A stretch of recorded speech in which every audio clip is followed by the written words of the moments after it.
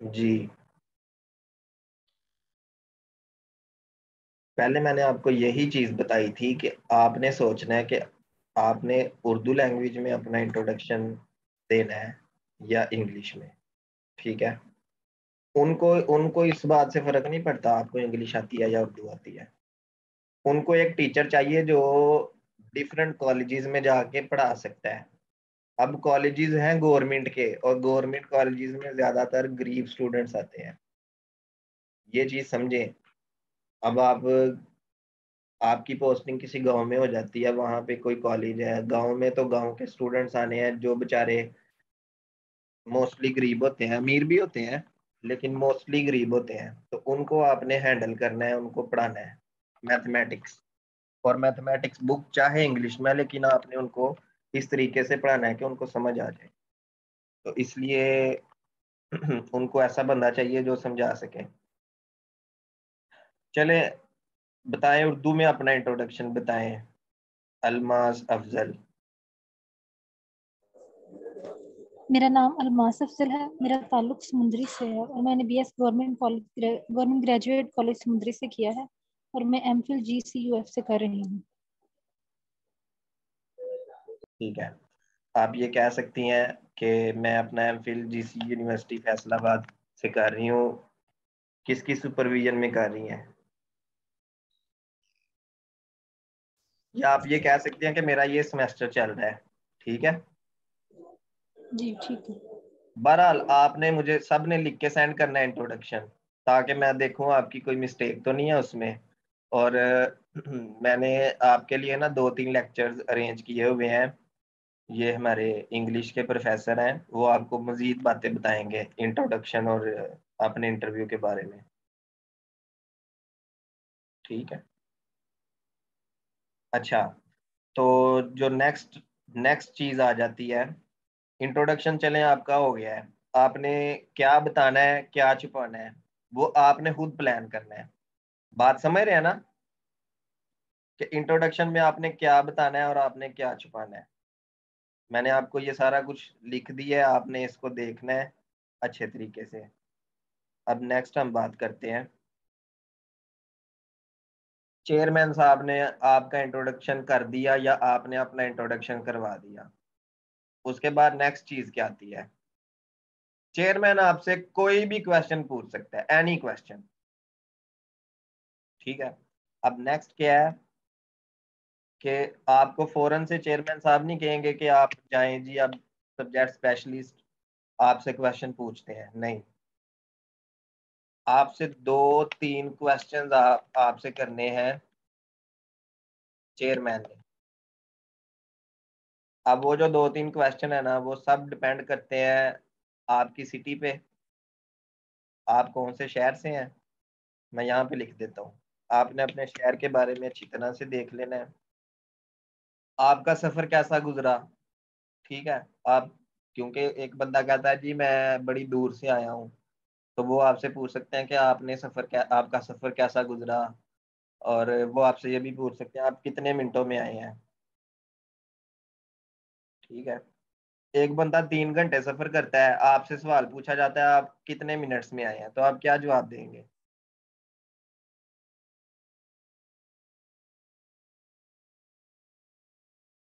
Mic on करें, आप देखें आपका कॉन्फिडेंस यहाँ पे बिल्ड हो। अगर आप इधर भी माइक ऑफ रखेंगे ना, तो आपका कॉन्फिडेंस नहीं हाई हो सकता। अगर मिनट्स में पूछा जाए तो जवाब तो मिनट्स में ही बनता है, लेकिन हाँ यूजली जी। लोग तो ये नहीं आपने कहेंगे कि तीन तीन घंटे घंटे सफर किया है इंटरव्यू प्लेस तक, तो आप कह सकते हैं कि 180 मिनट हमें लगे थे। ठीक जी, है। और समुद्री से फैसला 45 मिनट्स। हाँ बिल्कुल बिल्कुल। तो आपसे आपकी सिटी के बारे में, आपकी जर्नी के बारे में पूछा जा सकता है, आपकी कंट्री के बारे में पूछा जा सकता है। अब कंट्री के बारे में आपको इंफॉर्मेशन क्या बतानी चाहिए? सबसे पहले पहले लोग कौन से थे, बात समझ रहे हैं? जैसे पहले वजीर आजम का क्या नाम है? पहले वजीर आजम का नाम, फौज के जनरल का नाम, पंजाब के पहले वजीर आला का नाम। ठीक है।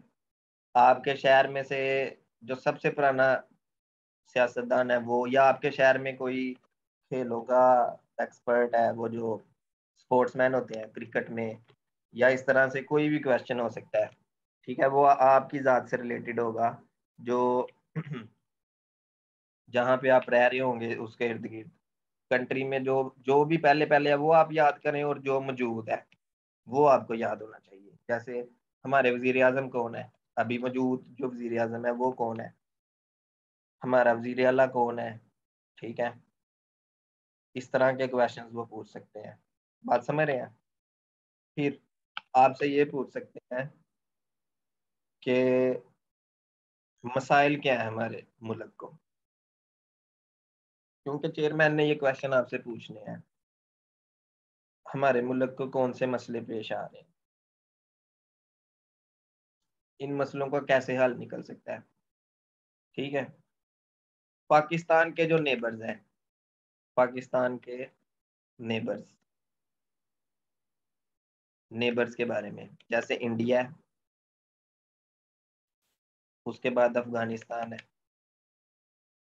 इनके बारे में थोड़ी थोड़ी इंफॉर्मेशन आपको होनी चाहिए। जैसे इंडिया और पाकिस्तान के कैसे रिलेशनशिप चल रहे हैं आजकल, ये आपने सिर्फ अपने मुंह से बताना है उनको।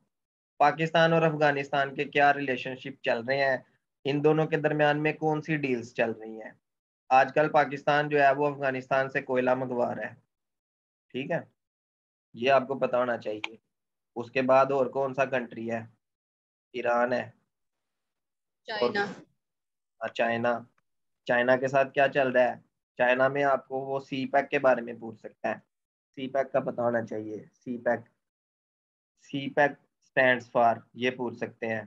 ठीक है, चेयरमैन ने आपसे बहुत ही इजी क्वेश्चन पूछने, बहुत ज्यादा easy, very easy question.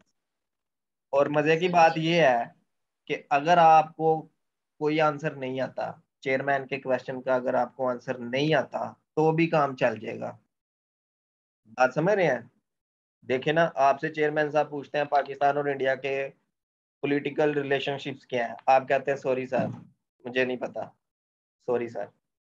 Chairman को इस बात का बिल्कुल भी गुस्सा नहीं लगेगा, वो कहेगा चलो खैर है।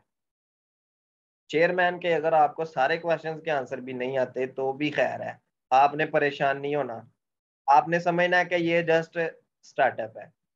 ठीक है, ये क्वेश्चंस अगर आपको नहीं भी आएंगे तो काम चल जाएगा। अगर आप ये सोचेंगे कि ओहो मुझे तो ये सवाल ही नहीं आए, अब तो इंटरव्यू चला गया है, हाथ से निकल गया है, तो फिर ये आपकी गलत फहमी है। ठीक है, सारी गेम कहाँ पे है, सारी गेम यहाँ पे इन दो बंदों पे है, एक सब्जेक्ट स्पेशलिस्ट 1 और एक सब्जेक्ट स्पेशलिस्ट 2। चेयरमैन मोस्टली क्या देखता है, ठीक है, मोस्टली चेयरमैन को क्या चाहिए, चेयरमैन क्या देखता है, आपकी ड्रेसिंग, आपकी स्पीकिंग स्किल्स, कम्युनिकेशन। कॉन्फिडेंस। ठीक है, हाँ कम्युनिकेशन स्किल्स देखता है, कॉन्फिडेंस देखता है। क्योंकि देखें, जब आपने गवर्नमेंट कॉलेज में पढ़ाने जाना है तो आपकी क्लास में 100 लड़कियां होंगी, 100 गर्ल्स, 100 लड़के भी हो सकते हैं। ठीक है, मतलब वो अगर कोई मेल स्टूडेंट्स ये वीडियो देखेंगे बाद में तो उनके लिए भी है। तो 100 ऑफ स्टूडेंट्स को आपने जब पढ़ाना है तो क्या आपकी आवाज एंड तक पहुंच सकती है कि नहीं। ये ना हो कि चेयरमैन बार बार आपको बोले मुझे समझ नहीं आई, थोड़ा ऊंचा बोले, मुझे समझ नहीं आई, तो यहाँ पे काम खराब हो जाना है। बात समझ रहे हैं ना। तो इसलिए आपको मैं बार बार कह रहा हूँ कि आपने कोई भी सवाल पूछना हो तो माइक ऑन करके कॉन्फिडेंस से पूछें। अगर आपको कॉन्फिडेंस है तब आपने इंटरव्यू में जाना है, क्योंकि उन्होंने कॉन्फिडेंस वाले बंदे को लेना है। आपकी आवाज कड़क होनी चाहिए, एंड तक जानी चाहिए। चेयरमैन साहब अपनी सीट पे बैठे हो और उनको आपकी आवाज परफेक्ट जानी चाहिए। बात समझ रहे हैं। जी सर। हाँ जी बिल्कुल, ये स्लो मोशन से काम नहीं चलेगा। कोई भी आप बात करेंगे तो आपने सही प्रॉपर आपकी बात उनको समझ आनी चाहिए। चेयरमैन साहब ने सिर्फ ये देखना है, ड्रेसिंग, स्पीकिंग, कम्युनिकेशन, के अगला बंदा जो बोल रहा है आपके कानों में आवाज आ रही है कि नहीं।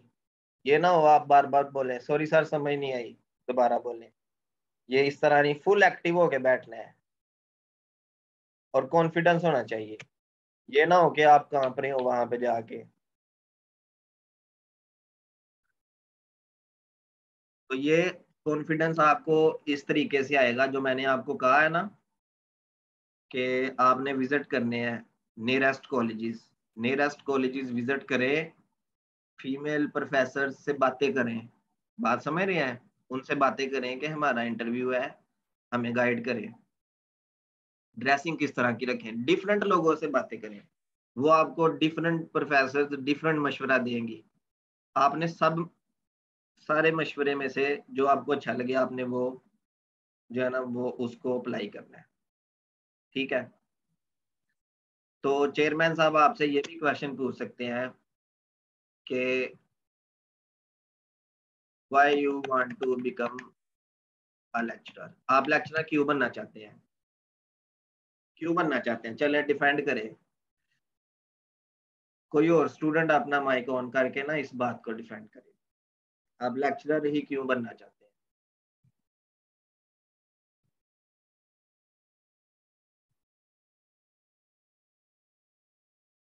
चले आतिका आप बताएं।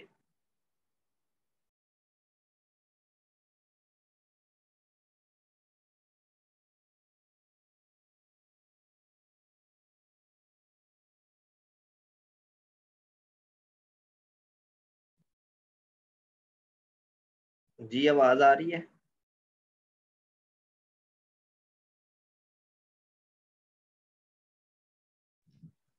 यस सर, क्योंकि ये एक रिवार्डिंग जॉब है।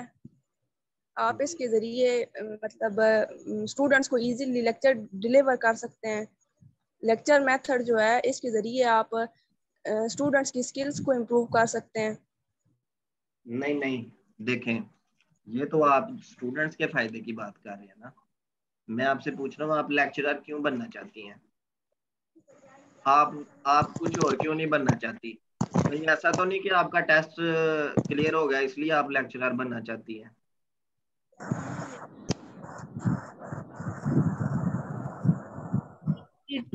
है ये हम इस अपने क्वेश्चन का आंसर आपने तैयार करना है। मैं भी आपको बताता हूँ लेकिन आपको भी पता होना चाहिए, और कोई स्टूडेंट बताए कि आप लेक्चरर क्यों बनना चाहते हैं। ये क्वेश्चन मेरे से भी पूछा गया था। सर हम ये भी कह सकते हैं ये मेरा शौक है, या हमने अपने टीचर को देखा वो बहुत ही एक हम्बल पर्सनैलिटी थे, उनकी वजह से हमें मोटिवेशन मिली थी मैं भी उन जैसे बनूं। ठीक है ठीक है, इसका एक और भी रीजनेबल आंसर है, वो ये है कि पहले नंबर पे तो मुझे मैथमेटिक्स सब्जेक्ट बहुत ज्यादा पसंद है। मैं मतलब मुझे मैथमेटिक्स सब्जेक्ट, मैथ करने का, मैथ पढ़ने का बहुत ज्यादा शौक है। इस शौक को एक्सट्रीम लेवल तक ले जाने के लिए जो मुझे सबसे ज्यादा बेहतरीन शोबा लगा ना वो टीचिंग है। और मेरे दिल से यही ख्वाहिश थी कि मैं इस सब्जेक्ट को पढ़ाऊं, इसलिए मैं लेक्चरर बनना चाह रहा हूँ। ठीक है, एक ये हो गया, और इसमें आप एक और चीज ऐड करें कि मुझे क्या नाम है, राइटिंग का बहुत शौक है। ठीक है ना, मैंने उनको ये कहा था, जो मैंने आपको बताया ना कि मुझे मैथमेटिक्स करने का बहुत ज्यादा शौक है, और इस शौक को पूरा करने के लिए मुझे सबसे बेहतरीन जो जॉब लगी वो लेक्चरर की लगी। और इसी जॉब से मैं बुक्स लिख सकता हूँ मैथ की। ठीक है, फिर उन्होंने मुझे कहा कि अच्छा आप अपने नाम के साथ एक टैग लगाना चाहते हैं और आप पैसे छापना चाह रहे हैं बुक्स लिख के, जैसे ZR भट्टी और डिफरेंट ऑथर्स ने पैसे छापे हैं। मैंने कहा नहीं सर ये बात नहीं है, मैं अपनी नेशन को जो है ना सर्व करना चाह रहा हूँ लेक्चरर बन के। क्योंकि मुझे लगता है कि मैं अगर मैथ पढ़ाऊंगा तो मैं जो बात बताना चाहूंगा वो अगले तक डिलीवर होगी। मैंने ये इसका आंसर दिया था।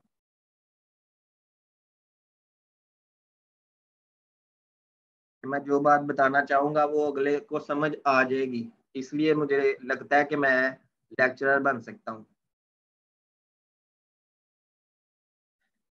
बात समझ रहे हैं? सर अगर हम ऑनलाइन ट्यूटरिंग कर रहे हैं तो इसके बारे में हम बता सकते हैं? नहीं नहीं नहीं नहीं, बिल्कुल नहीं। ऑनलाइन ऑनलाइन टीचिंग का नहीं आपने बताना।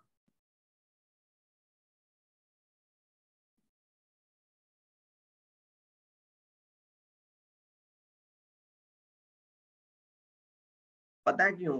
आपने कोई भी इस तरह की बात नहीं करनी जो उनको लगे कि ये अपनी पर्सनल जॉब में खलल पैदा होगा। जैसे फॉर एग्जांपल आप ऑनलाइन टीचिंग करते हैं तो मोस्टली स्टूडेंट इंटरनेशनल होंगे, ऐसा ही है?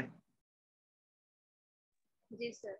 इंटरनेशनल स्टूडेंट्स का इंटरनेशनल टाइम जोन होता है, पाकिस्तान से डिफरेंट होता है। डिफरेंट टाइम जोन की वजह से हमारा टाइम डिफरेंट है, उनका टाइम डिफरेंट है। कभी ऐसा भी हो सकता है कि स्टूडेंट आपको डिमांड कर दे कि आप मुझे 10 बजे पढ़ाए, पाकिस्तानी दिन के 10 बजे, मतलब 10 AM। तो 10 AM तो आपका ड्यूटी टाइम होगा अगर आप लेक्चरर बन जाते हैं। तो जाहिर है पे तो आपको 100% मिलेगी लेक्चरर की। तो फिर क्या होगा कि उनके ज़हन में ये आएगा कि ये मैं भी अपने वहां पे दिल लगी से ना पढ़ाए और अपने ऑनलाइन स्टूडेंट को कहीं स्टाफ रूम में बैठ के ऑनलाइन बैठ के ये पढ़ा रही हो। बात समझ रहे हैं? तो ये बातें उनके जहन में 100% आएंगी। आपने हर लिहाज से उनको यही शो करना है कि मैं बस पूरी तरह से तैयार हूँ लेक्चरर बनने के लिए। I am ready to teach from today, from now, इसी टाइम।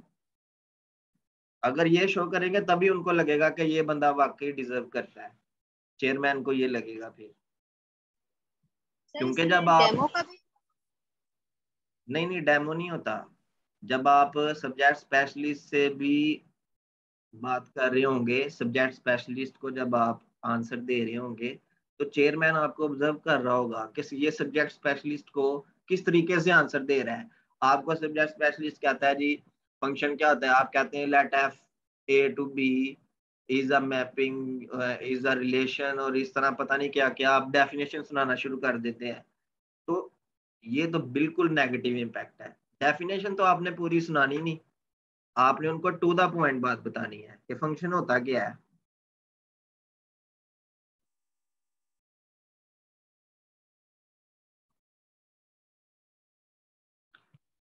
हाँ जी, जो गवर्नमेंट टीचर हैं उनको बिल्कुल मेंशन करना पड़ेगा कि हम करंटली हम यहाँ पे पढ़ा रहे हैं।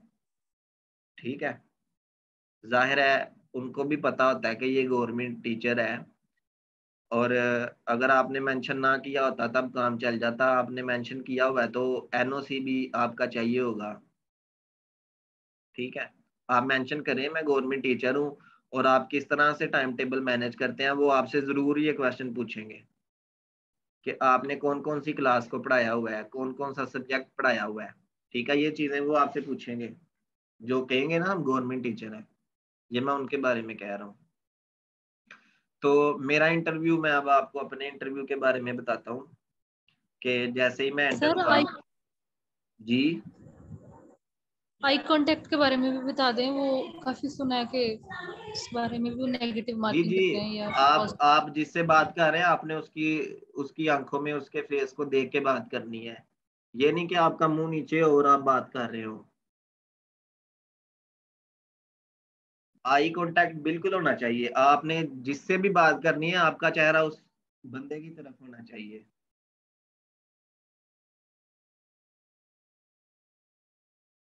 वो तो कॉन्फिडेंस में आ जाता है ना, आई कांटेक्ट असल में ये कॉन्फिडेंस वाली कैटेगरी में आ जाता है।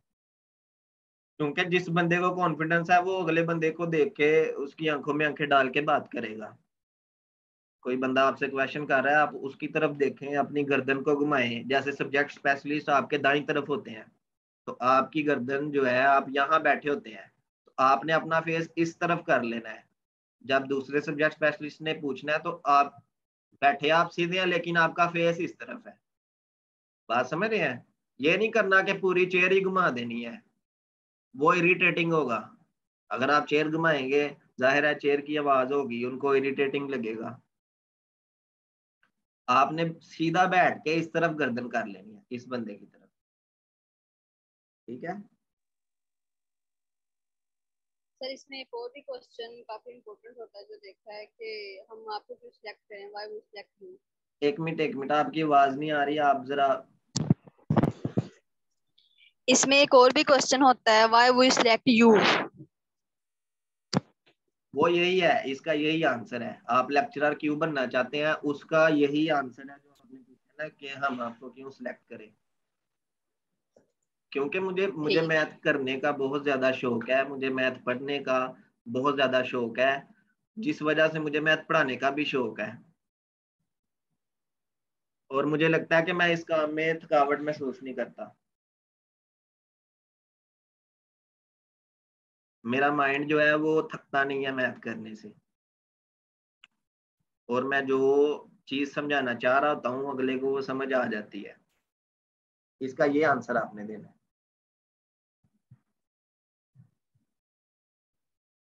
ठीक है। जी सर। अच्छा, नेक्स्ट सर मैं काइंडली आपको अपना एक्सपीरियंस शेयर करें। बिल्कुल अपना एक्सपीरियंस यही है जो मैंने अभी आपको ये सामने स्केच बना के बताया है। ये यहाँ पे दरवाजा था, यहाँ से मैं एंटर हुआ हूँ। मैंने सबसे पहले मे आई कम इन, दरवाजा नॉक किया है, मे आई कम इन बोला है, आवाज आई है कम इन। बिल्कुल एक कदम अंदर रखते ही मैंने अस्सलाम वालेकुम कहा है। चेयरमैन साहब ने कहा है जी आपका ये नाम है और आपने बीएस किया हुआ है। मैंने कहा यस सर। तो कहते हैं चलें जी हैव अ सीट। यहाँ पे मैं बैठ गया हूँ। पहले मैं टेक लगा के बैठा हूँ, ठीक है, फिर मैं सीधा होके बैठ गया हूँ। चेयरमैन साहब ने मुझे कहा है कि आप परेशान लग रहे हैं। मैंने कहा नहीं सर, वो गर्मी है इस वजह से थोड़ा सा पसीना आ रहा है। कहते हैं अच्छा अच्छा, कोई परेशानी है तो हम आपको पानी पिला देते हैं। मैंने कहा नहीं सर थैंक यू। तो उसके बाद कहते हैं जी आपने डॉक्टर अब्दुल मजीद की बुक्स को तो पढ़ा होगा। मैंने कहा जी सर बिल्कुल पढ़ा हुआ है। उनकी कोई सी 2 बुक्स का नाम बताएं। ये चेयरमैन साहब ने क्वेश्चन पूछा। अब उन्होंने मुझसे कोई इंट्रोडक्शन की डिमांड नहीं की। उन्होंने डायरेक्ट मुझे कहा कि डॉक्टर अब्दुल मजीद की 2 बुक्स का नाम बताएं।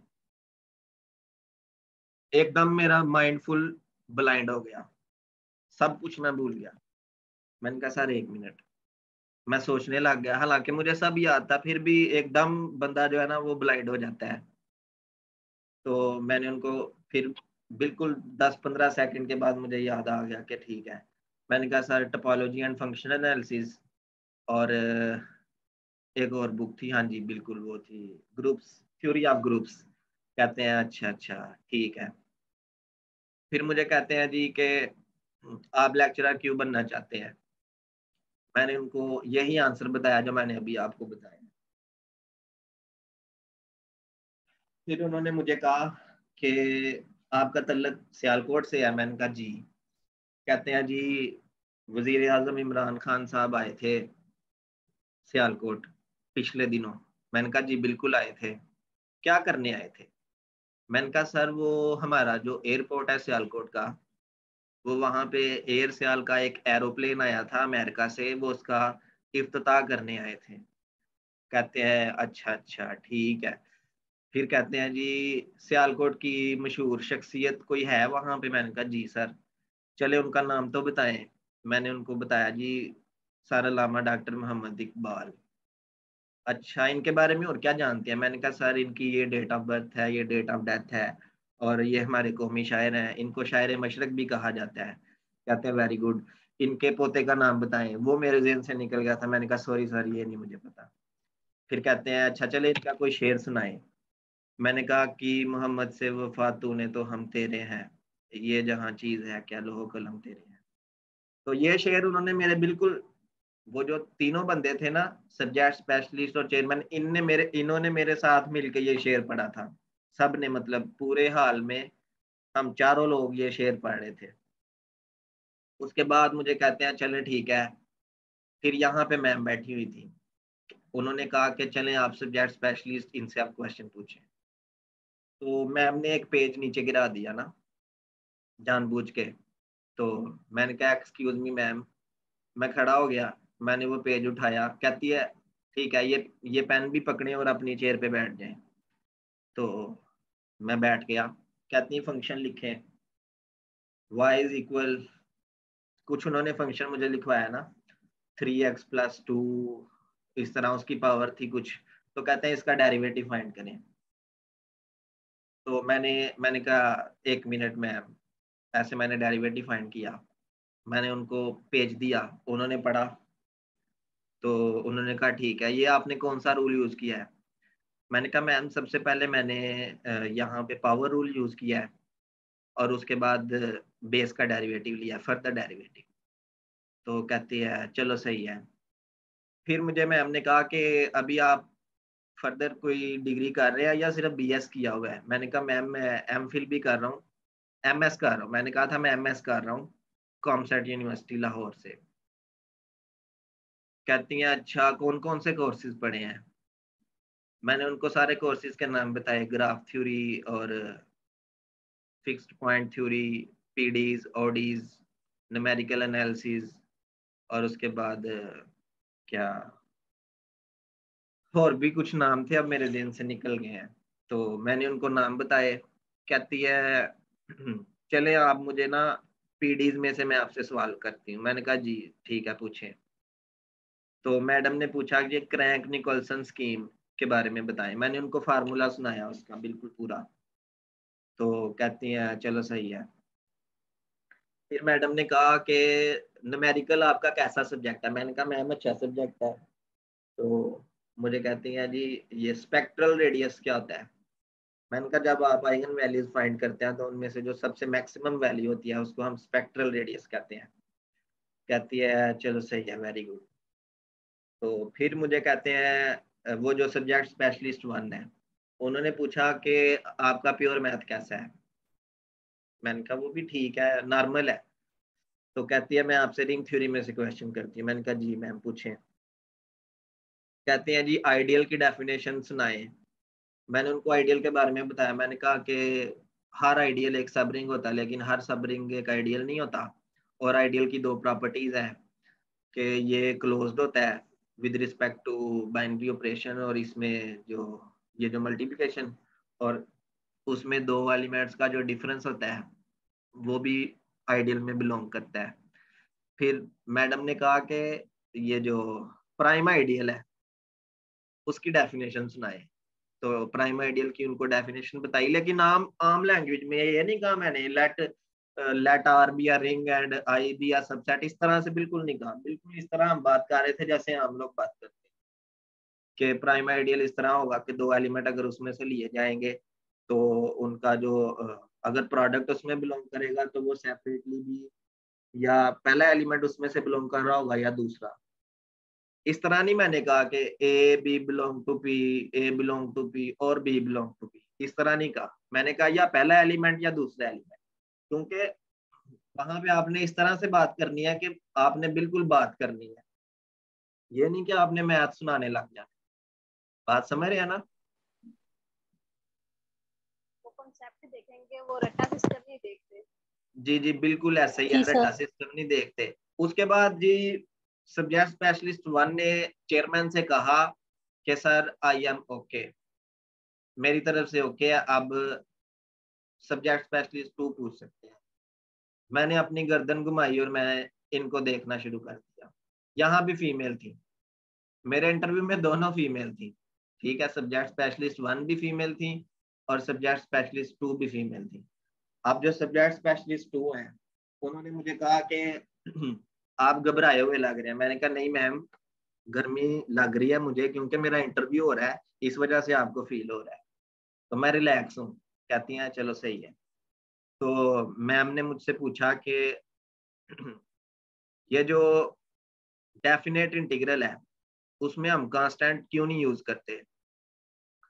तो वो मैंने उनको बताया कि क्योंकि डेफिनेट इंटीग्रल में लिमिट्स होती हैं और लिमिट डिफाइन कर दी होती है कि ये इस पॉइंट से लेके उस पॉइंट तक आपने इंटीग्रेट करना है, तो उसमें कोई भी ज्यादा या कम वैल्यू नहीं आ सकती। ठीक है, जबकि इनडेफिनेट इंटीग्रल में चांसेस होते हैं कि कोई वैल्यू बढ़ भी सकती है, कोई वैल्यू कम भी हो सकती है, क्योंकि हमारे पास लिमिट्स नहीं होती। और इसकी एक दूसरी वजह यह भी है कि जब हम डेरिवेटिव किसी भी फंक्शन का कैलकुलेट करते हैं तो कांस्टेंट का डेरिवेटिव हमेशा 0 आ रहा होता है।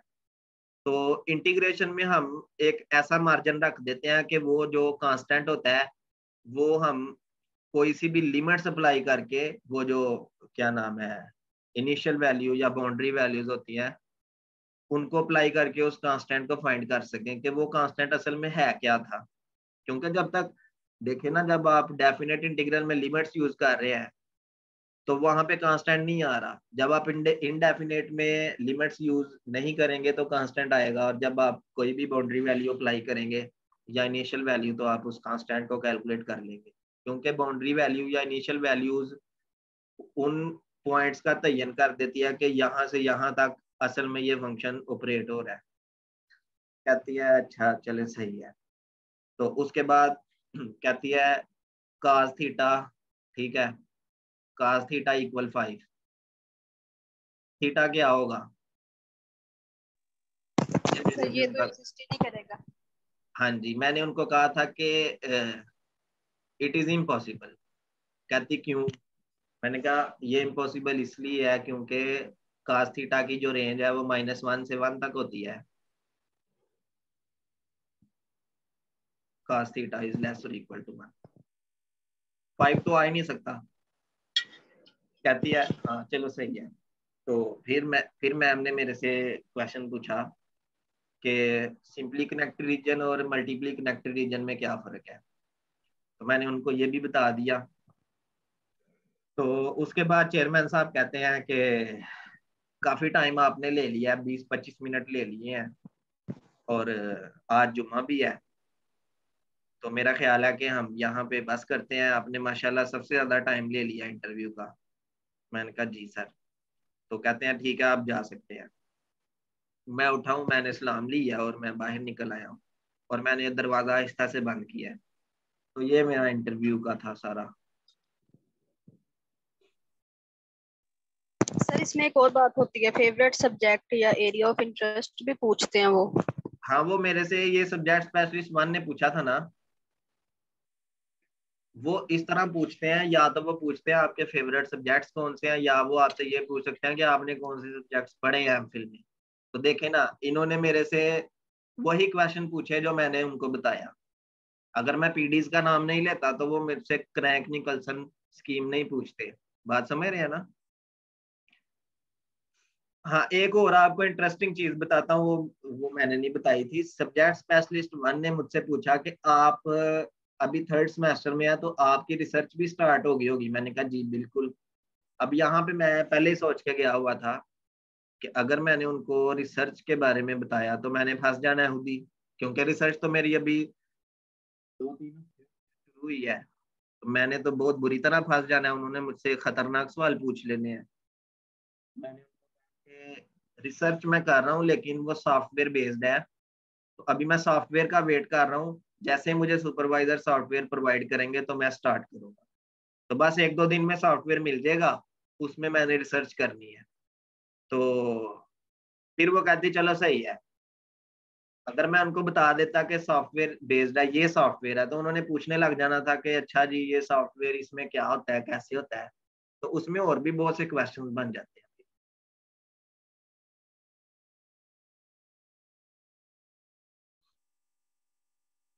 सही है। तो इस इंटरव्यू के उन्होंने मुझे मार्क्स दिए थे 76 आउट ऑफ 100।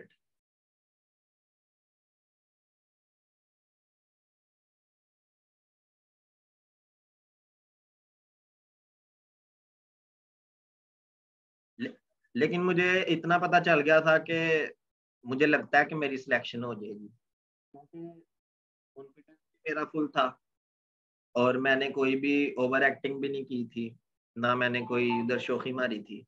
ठीक है, मैंने उनको टू द पॉइंट आंसर दिए हैं, और मैथ के मेरे तकरीबन सारे ही आंसर ठीक थे। सब्जेक्ट स्पेशलिस्ट 1 के भी 100% ठीक थे, और सब्जेक्ट स्पेशलिस्ट 2 के भी 100%। मुझे लगता है कि मेरे आंसर ठीक थे। और चेयरमैन साहब ने भी जो पूछा था उनमें सिर्फ एक आंसर मुझे नहीं पता था, जो मैंने उनको कहा था कि मुझे अल्लामा इकबाल के पोते का नाम नहीं आता। लास्ट टाइम मेरिट 40 था। हमारे एग्जाम का मेरिट भी 40 था, और अभी आपके पेपर का मेरिट भी 40 है। और लास्ट टाइम मेल और फीमेल दोनों का मेरिट 40 था ना, रिटर्न का। वैसे मेरे ओवरऑल जो है ना वो मार्क्स बने थे 139 200 में से। ये इंटरव्यू, रिटर्न और एकेडमिक मार्क डाल के 139 बने थे। और जो टॉपर है, टॉपर के बने थे 148। अब आप देख लें, मेरिट नंबर 1 जिसने टॉप किया उसके 148 मार्क्स थे और मेरा मेरिट बना था 59। पॉइंट्स का फर्क था। अब मेरिट 8, जो 8 मेरिट पे था ना बंदा, 8 पे उसके 140 नंबर थे 200 में से। आप खुद हिसाब लगा लें कि 140 और 139 में सिर्फ 1 नंबर का फर्क है और मेरिट 59 पे चला गया था मेरा। ठीक है, लोगों का इस तरह मार्क्स बन रहे थे 139.02, ठीक है, या फिर 03, इस तरह से मार्क्स चेंज हो रहे थे। ठीक है, तो ये मैटर नहीं करता, बस जॉब मिलनी चाहिए।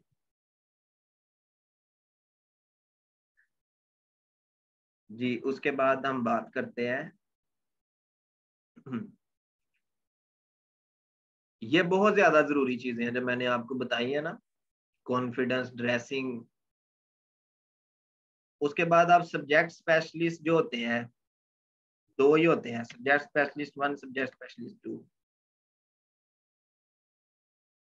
अब आपसे ये पूछ सकते हैं कि आपके फेवरेट सब्जेक्ट कौन से हैं,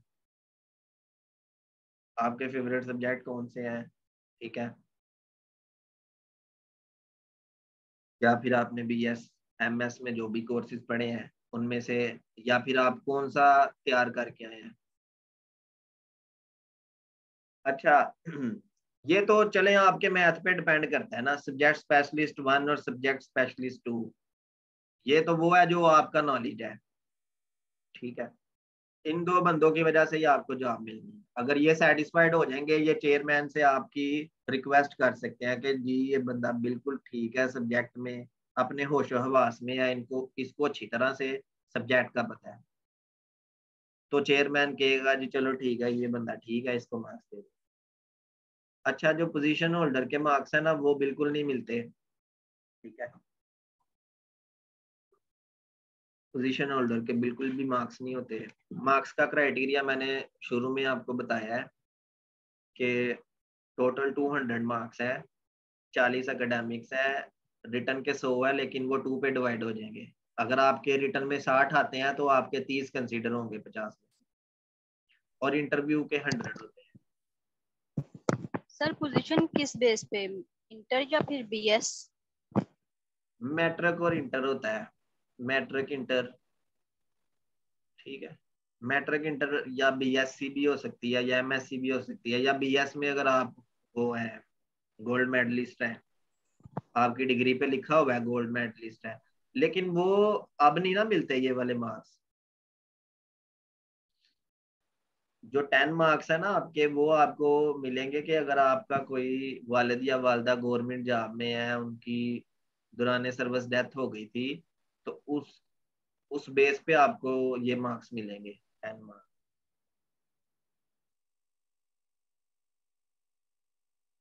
ठीक है सर आप टेस्ट की कितनी देर बाद इंटरव्यू हुआ था? जी, क्या आपका रिजल्ट आने बाद रिटर्न का कितनी देर बाद इंटरव्यू हुआ था?